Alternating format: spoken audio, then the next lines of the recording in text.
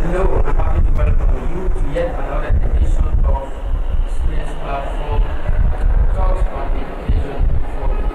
This program is coming to you live from the Sanders VIP magazine and television. My name is Panay, and with me I have my panelists. Before we start the show, I'm going to quickly introduce them. I'm going to start from my immediate right. I have Kim Fati, the president of SOSA, University of the Gambia. And from my far left, I have Mohamed Ba, the head boy of Charles Yao Memorial Academy. And last but not least, I have Sued C, the information minister of Gambia College Student Media. Thanks for joining us. We have a very important topic of discussion, and the topic is we are looking at the essence of having student leadership in the Gambia-based secondary and tertiary institution. In other words, why student leadership beside school management, beside school administration, or dean of faculties. That's what we're going to look at today. First of all, I would like to engage Mohamed Ba. Mohamed, I will begin with you. What do you think will be the role of a student leader in our schools or institutions? Why is it important to have student leaders? Well, this is a very important question because when you say students are being given responsibility or they are being given the chance in order for them to showcase their vital talents as far as leadership is concerned, I think it is a very important thing that will definitely contribute towards the development of the Gambia.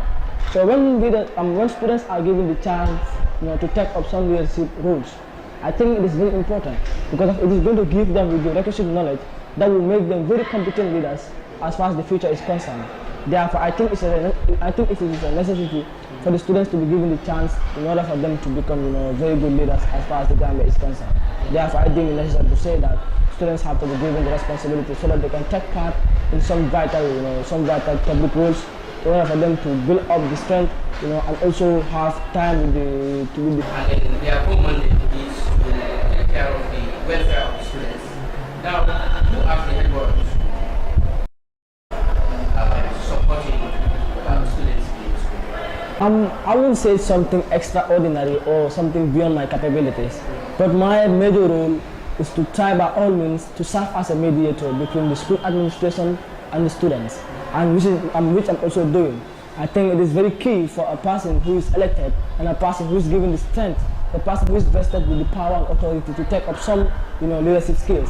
Therefore, I think it is very necessary for that individual in question to take part in leadership skills and as well do his role as expected, because as the saying goes, to whom much is given, much is expected.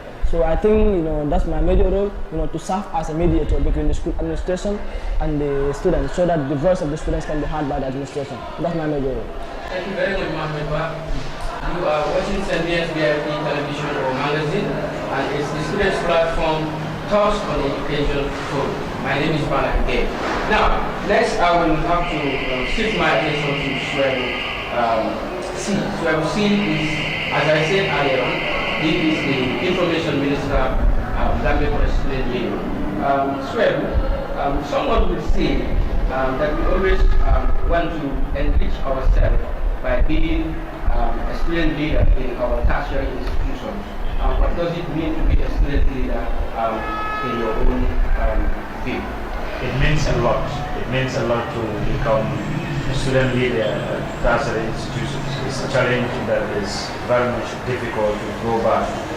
Now, many a times people have in mind that you want to become a student leader simply because you want to enrich yourself, because there is student leaders corpus where every student will deposit an amount of money, and they believe that that money that they are depositing, those student leaders will take that at the end of the day and use it to enrich themselves. But that is not the case.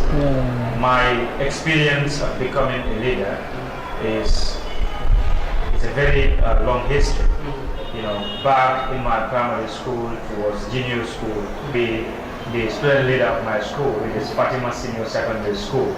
And there I started facing challenges, and it came to my mind that how does it feel becoming a student leader at tertiary institutions? I would say it's very much difficult.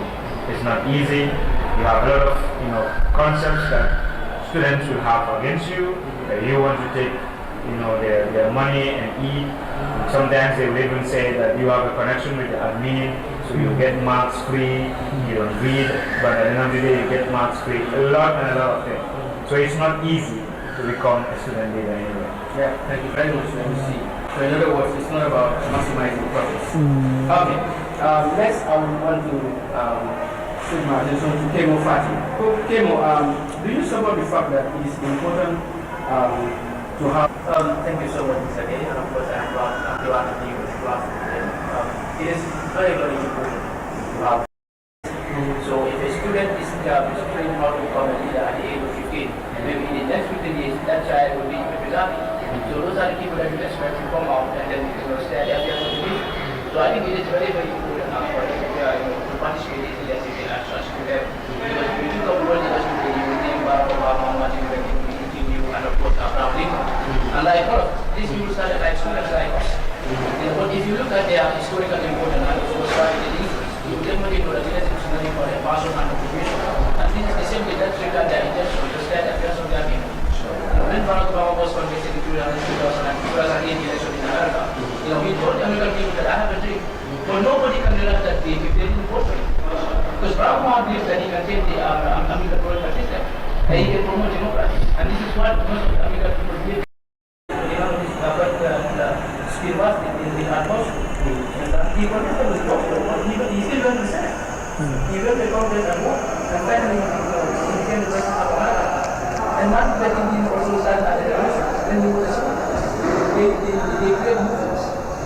They were those people who were anti-slavery in America. And because of that source and problem that people have in him, he was able to fight against slavery in America and he ended it.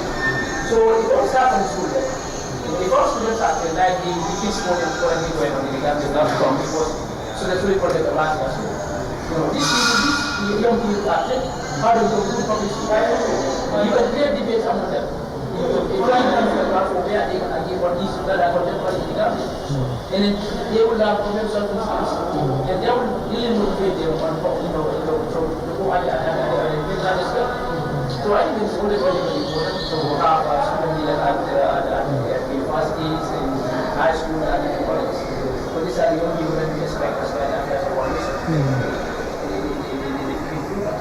Yeah, okay, yes. Obviously, we have seen or hear political leaders or political parties funding student leaders, or even forming student wings in personal institutions. What do you think will be the impact or consequences of such leadership? I don't think that would have a very bad repercussion looking at our political behavior in that because if you look at the government now, we see young people getting part in politics. Right, and then this is all you have to have to make. Perhaps it should not be within the academics. But students should participate in politics. They should also associate themselves. So these are the people that you expect, like I said, these are people that you expect to start affairs with the nation. So if they don't learn how to become those good leaders, they will forget and that's on them. So I was quite very happy that in 2016, from 2017 to was now, we've seen so many young people involved in politics. You see now Assembly, there are so many young people that are doing it. Some people are in KMC also we have been leaders who are serving in KMC. So all these are ways that can try to bring more incentive and motivate young people to participate in politics because they believe they can do. Theoretically, as a political science going to play in the university, there are some things that are running politics. So I believe I should have that understanding and I should also prioritize that in the studying while studying so that I can contribute towards the work of the financial. So I think forming student wing in our communities as university students or as college students, as high school graduates, shouldn't have any promotion. Shouldn't have any bad promotion because it is our work of life, it is our work of life. So I think it is quite very, very important for schools to have at least Okay, thank you very much, Kemo. I think I will now turn my attention to Swed. Swed, what's your reflection on your view? Yes, my view is going to be that I will not encourage students to take part in politics. And when I say politics, I don't mean they should not emphasize their rights. I mean students should not take part in physical politics, meaning for destructive politics. Thank you very much.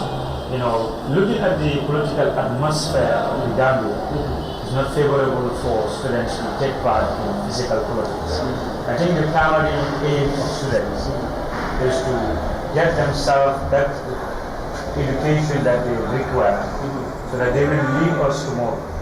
But then if you want them to take part in politics today, it means you are obstructing them. And like I said, the political atmosphere of the Gambia is very young. It's very young. People don't understand what politics is. Look at the political leaders. Look at our politicians per se. Their progress and fail. Their agendas are never welcomed by young people. So now if we are to be with them and probably support them in terms of politics or to have political wings in school, that will not be good. Because if a political party is supposed to come to a particular senior school or supposed to come to a particular tertiary institution, what they will do is they will screw you with money, with a lot of promises and whatsoever. And once the students started having money from these politicians, they will give less regard to their education. And their primary aim is to become what? Good educationalists in the Gambia who will drive this country to a better nation. So if they want to take part in politics, my advice to them will be, let them take part in politics in a civilized manner. Meaning, let it not affect their academic work. Let their primary aim be their academic work. So that once they finish their academic work, they can get into politics. You are learning about politics right now. Let's say, for instance, what Kemo said. He is studying about political science at the university. Now, if he wants to be actively in politics, what's your question? When you see politics, as the saying goes, learning doesn't always stop in the four corners. Exactly. So these are parameters that have been created for students so that they can exercise some of their powers. They can have some vacuums that are created for them so that they can talk about some issues concerning the country. And when political parties want to take students and venture them into politics, I think it is a very, very good step.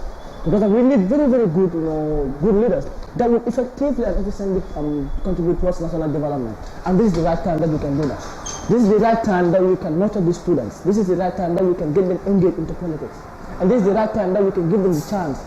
This is the right time that we can give them the vacuum so that they can know what is politics before they get to the higher politics. So I think when political parties are trying to engage themselves, bringing some students, to take part into politics, I don't think it's a problem.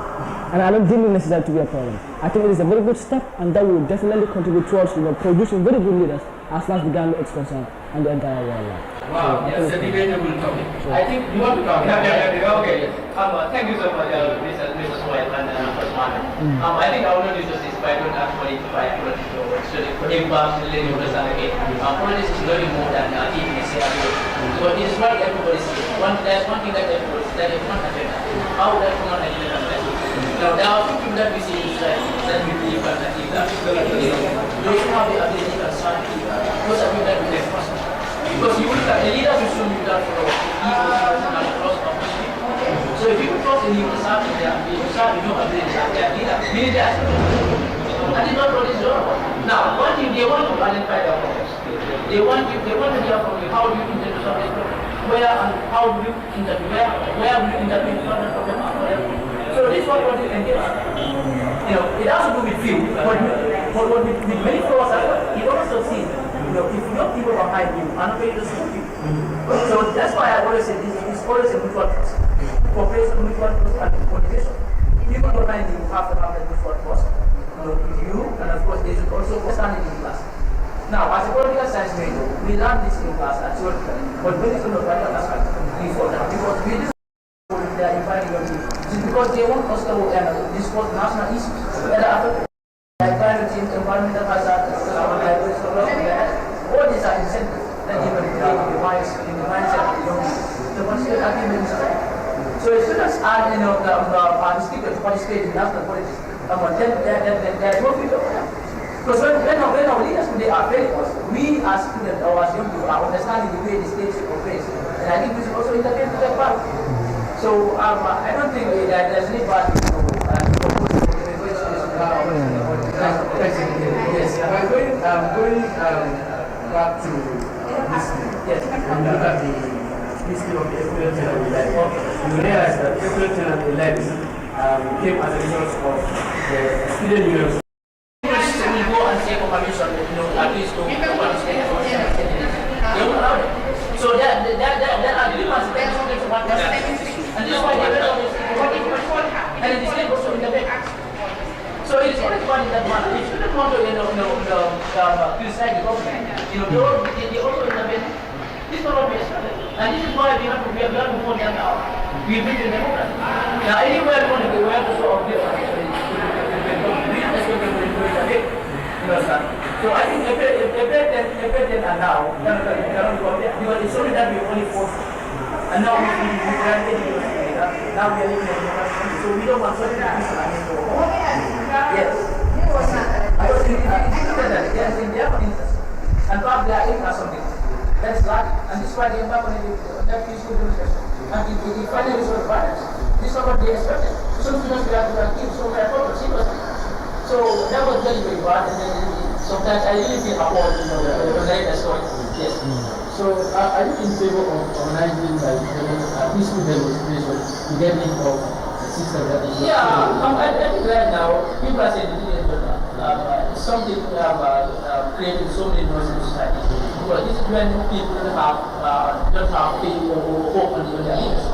So, Baro has been for 3 years and now trying to contradict that. If you look at the Arab demonstration, they were like, after 3 years, everybody said, and Baro himself as well. Baro said he doesn't even want to serve for 3 years, but he didn't do his job. And now he's saying that he will serve more than 3 years. So I think that's a very big disappointment. So it's also something that we don't want to expect in our leaders. So I think it is very important for young people to understand it. Young people to participate in leadership to understand, how, so some of these things should be. Thank you. Yeah. Yes, sir, what's your opinion? Yes, still I will found on my point to say students should not actively take part in politics. I said this because of the atmosphere of politics in the Gambia. Kemo mentioned that the former regime, everybody was scared to do something. Everybody was scared to, exercise your rights. But I want to tell him that even presently, people are becoming scared to carry out their mandate. People are getting scared to exercise their rights. Coming back to this 3 years, Jotna, 5 years, whatever. Look at the state's position in that. What is the state position in that? From the president himself, what is his point of view? Yes, they made a verbal agreement that they're all going for 3 years, but then he... I think it was documented. Was it verbal or even if it was documented, but then we didn't know because they're not telling us exactly what happened. So what I'm saying is, these 3 years, people are saying they are going out to demonstrate, more especially the UDP militants, that they will demonstrate that, they signed for 3 years and he have to come down. What is his response? I don't know how true is that, but we may understand that he has some vehicles that will, produce hot water at the end of the day if you have to my demonstrate. worry here is the issue of this peaceful demonstration. Sometimes when you organize demonstration, you will not be able to control the crowd.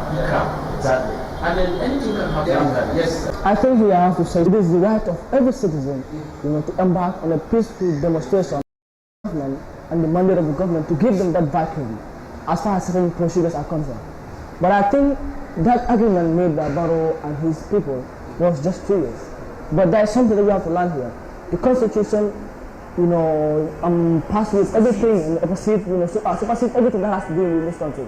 In everything that we are doing, we have to go in for the Constitution first.